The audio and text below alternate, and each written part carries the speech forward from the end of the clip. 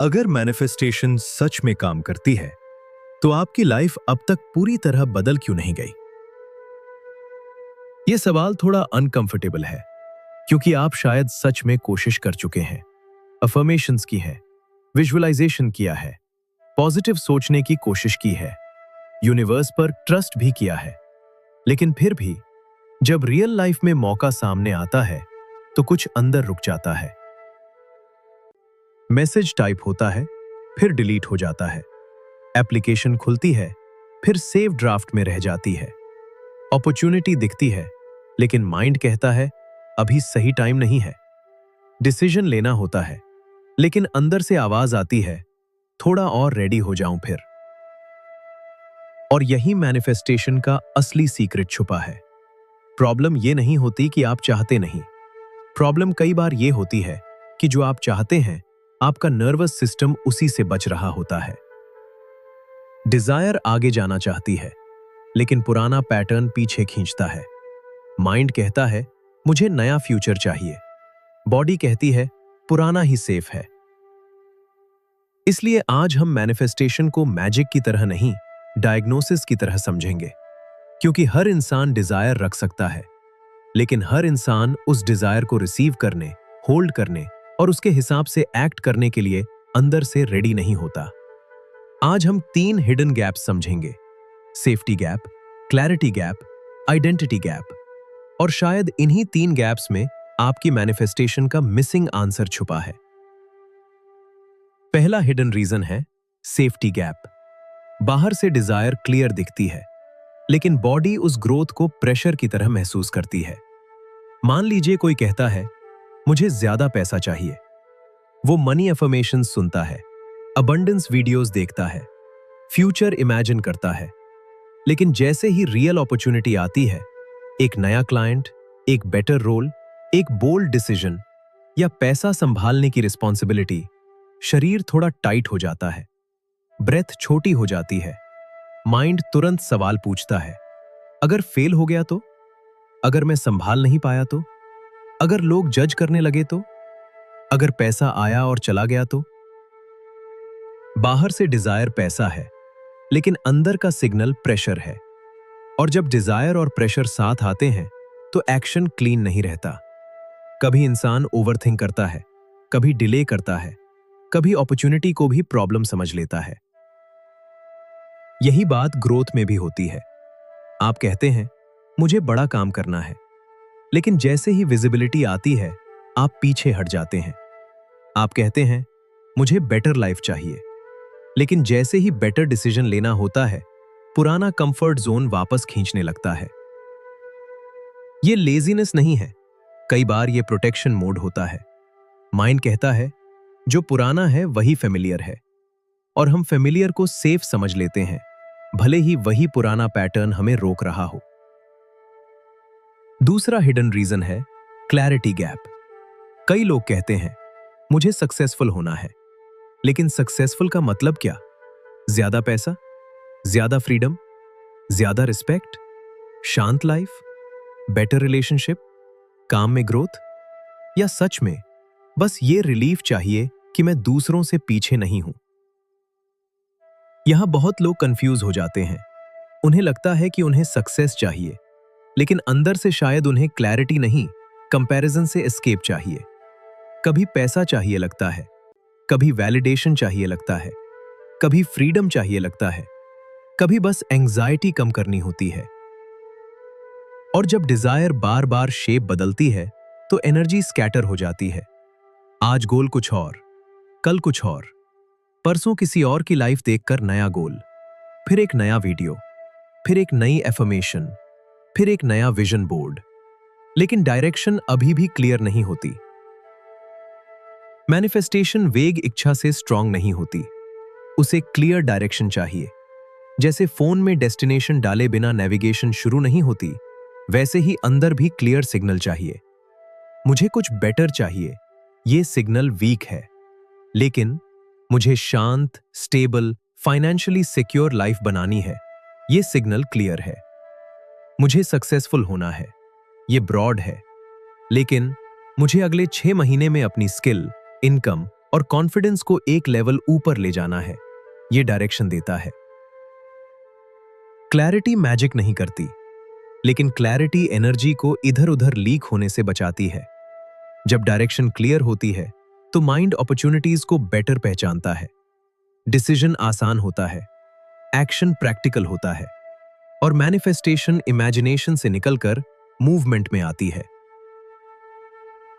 तीसरा hidden reason है identity gap.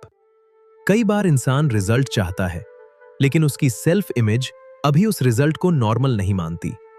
वो पैसा चाहता है, लेकिन अंदर से खुद को स्ट्रगल करने वाला इंसान मानता है। वो कॉन्फिडेंस चाहता है, लेकिन अटेंशन मिलते ही छोटा महसूस करता है। वो प्यार चाहता है, लेकिन क्लोजनेस आते ही इमोशनली पीछे हट जाता है। वो अपॉर्चुनिटी चाहता है, लेकिन मौका आते ही ओवर थिंकिंग शुरू हो जाती है। और ये सिर्फ सोच में नहीं दिखता, ये छोटे बिहेवियर में दिखता है। आप किसी अपॉर्चुनिटी के बारे में सोचते हैं, फिर खुद को ही कन्विंस कर देते हैं, अभी मेरे पास एक्सपीरियंस कम है। आप किसी यूजफुल कॉन्वर्सेशन की शुरुआत करना चाहते हैं, फिर मन में ही पूरी रिजेक्शन इमेजिन कर लेते हैं। आप कोई कोर्स या स्किल शुरू करते हैं, लेकिन 2 दिन बाद कंसिस्टेंसी टूट जाती है। आपको एक क्लियर स्टेप दिखता है, लेकिन आप रिसर्च के नाम पर एक्शन टालते रहते हैं। फिर माइंड कहता है, शायद ये मेरे लिए नहीं था। लेकिन कई बार मौका गया नहीं होता। आपका पुराना वर्जन उस मौके के साथ कंफर्टेबल नहीं होता। यही आइडेंटिटी गैप है। आप रिजल्ट चाहते हैं, लेकिन आपका अंदरूनी परिचय अभी पुराने वर्जन से जुड़ा है। मैं ऐसा इंसान नहीं हूं, मेरे साथ ऐसी चीजें नहीं होती, मैं इतना कॉन्फिडेंट नहीं हूं, मैं पैसे संभालने में अच्छा नहीं हूं, मैं विजिबल होने लायक नहीं हूं। ये सेंटेंसेस हमेशा लाउड नहीं होते, कई बार ये बिहेवियर बनकर आते हैं। Avoidance, delay, self doubt, over preparation, कम एक्शन। और फिर इंसान सोचता है, मैनिफेस्टेशन काम नहीं कर रही। असल में मैनिफेस्टेशन सिर्फ रिजल्ट अट्रैक्ट करने का प्रोसेस नहीं है, ये उस वर्जन में शिफ्ट होने की प्रैक्टिस है जो उस रिजल्ट को नॉर्मल, पॉसिबल और मैनेजेबल मानता है। अब यहां अफर्मेशंस की बात आती है। कई लोग कहते हैं, मैं अफर्मेशंस करता हूं, फिर भी कुछ बदलता नहीं। लेकिन असली सवाल यह है, क्या अफर्मेशन आपको बिलीवेबल लग रही है? अगर आप बोल रहे हैं, मैं अबंडेंट हूं, लेकिन बॉडी में टेंशन है। अगर आप बोल रहे हैं, मैं रेडी हूं, लेकिन अंदर से आवाज आती है, नहीं, मेरे साथ ऐसा नहीं होता, तो अफर्मेशन गलत नहीं है। बस अभी आपके अंदर वो स्टेटमेंट फेमिलियर नहीं बना। इसलिए रेपिटेशन जरूरी है, लेकिन मैकेनिकल रेपिटेशन नहीं, रेगुलेटेड रेपिटेशन। मतलब ऐसी रेपिटेशन जो आपको फोर्स ना करे, बल्कि धीरे धीरे फेमिलियर कराए। ऐसी रेपिटेशन जो माइंड पर प्रेशर न डाले, बल्कि बॉडी को नया सिग्नल सिखाए। ये चेंज पॉसिबल है, ये ग्रोथ मैनेजेबल है। मैं छोटे स्टेप्स ले सकता हूं, मैं अपने पुराने पैटर्न से धीरे धीरे बाहर आ सकता हूं। यही फर्क है विशफुल थिंकिंग और रियल मैनिफेस्टेशन में। विशफुल थिंकिंग कहती है, बस सोचो और हो जाएगा। रियल मैनिफेस्टेशन पूछती है, क्या आपकी डिजायर, क्लैरिटी, आइडेंटिटी और बिहेवियर साथ चल रहे हैं? विशफुल थिंकिंग सिर्फ आउटकम देखती है, रियल मैनिफेस्टेशन आपका रिलेशनशिप विद दैट आउटकम देखती है। विशफुल थिंकिंग फ्यूचर में भागती है, रियल मैनिफेस्टेशन प्रेजेंट में अलाइनमेंट बनाती है। और अगर अभी अलाइनमेंट कंप्लीट नहीं है, तो इसका मतलब आप फेल नहीं हुए, इसका मतलब आप ब्रोकन नहीं है। इसका मतलब बस इतना है, आपका अंदरूनी सिस्टम अभी ट्रेनिंग फेज में है। तो हर कोई मैनिफेस्ट क्यों नहीं कर सकता? क्योंकि हर कोई डिजायर तो रखता है, लेकिन हर कोई इंटरनली अलाइंड नहीं होता। हर कोई रिजल्ट चाहता है, लेकिन हर कोई उस रिजल्ट की रिस्पॉन्सिबिलिटी के लिए प्रिपेयर्ड नहीं होता। हर कोई नया फ्यूचर इमेजिन करता है, लेकिन हर कोई अपनी आइडेंटिटी को एक्सपैंड नहीं करता। हर कोई अफर्मेशन बोलता है, लेकिन हर कोई उसे धीरे धीरे बिलीवेबल नहीं बनाता। लेकिन अच्छी बात यह है, यह सब बदला जा सकता है। क्लैरिटी सीखी जा सकती है, सेफ्टी बिल्ड की जा सकती है, बिलीफ ट्रेन किया जा सकता है, आइडेंटिटी एक्सपैंड की जा सकती है, एक्शंस अलाइन किए जा सकते हैं। यानी मैनिफेस्टेशन लकी लोगों की चीज नहीं है, ये ट्रेंड इनर अलाइनमेंट है। इस वीडियो का काम आपको डराना नहीं था, इसका काम आपको हिडन पैटर्न दिखाना था। शायद आपकी मैनिफेस्टेशन इसलिए नहीं अटकी क्योंकि आप चाहते नहीं, शायद इसलिए अटकी है क्योंकि आपकी डिजायर क्लियर होने से पहले आपका डायरेक्शन कंफ्यूज्ड था, क्योंकि आपकी बॉडी रेडी फील करने से पहले आप एक्शन फोर्स कर रहे थे, क्योंकि आपकी आइडेंटिटी एक्सपैंड होने से पहले आप रिजल्ट होल्ड करने की कोशिश कर रहे थे। अब नेक्स्ट स्टेप बहुत सिंपल है।